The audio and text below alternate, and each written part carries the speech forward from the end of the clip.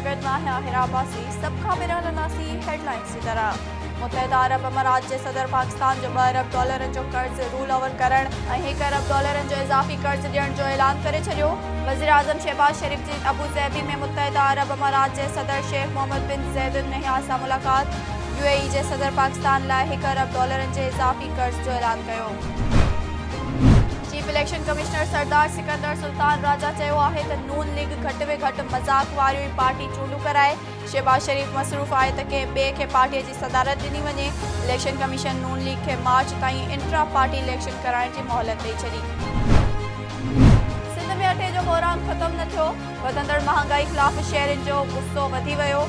अटे जे हथरादू खोट ऐं गाटे तोड़ महांगाई ख़िलाफ़ शहरी ऐं सियासी समाजी धुरियूं सरापा एहतजाज पिणियल। मुख़्तलिफ़ शहरनि में एहतजाजी मुज़ाहिरा। हुक्मराननि ख़िलाफ़ सख़्त नारेबाज़ी।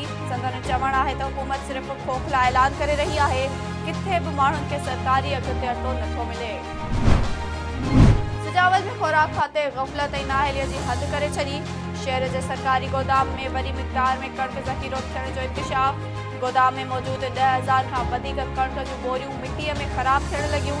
ज़ख़ीरो कयल कणिक सां ज़िले में अटे जी खोट पैदा थी वई। फ्लोर मिलूं बंदि थी वयूं।